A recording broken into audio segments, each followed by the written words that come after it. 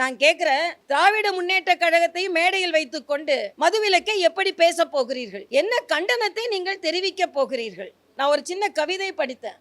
அதாவது மரம் வெட்டும் கோடாரிகள் எல்லாம் மரம் வெட்ட வேண்டாம் என்ற மாநாட்டில் கலந்து கொண்டனவாம். இது ஒரு புது கவிதை நான் வரும்போது படித்தேன். அதே மாதிரி இந்த மதுவிலக்கு மாநாடுக்கு ஸ்பான்சர் யாருன்னா டாஸ்மாக் காரங்க தான் ஸ்பான்சர்ஸ்.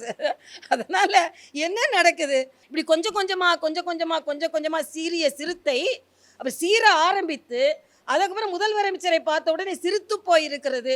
இதுதான் இதுல ஒரு பெரிய இம்பாக்டும் ஒன்றும் இல்லை. ஏதோ இடையில ஒரு சின்ன சலசலப்பு என்று தான் இதை எடுத்துக்கொள்ள வேண்டும். இந்த மதுவிலக்கு மாநாடு எந்தவித தாக்கத்தையும் தமிழக மக்களிடம் ஏற்படுத்த போவதில்லை.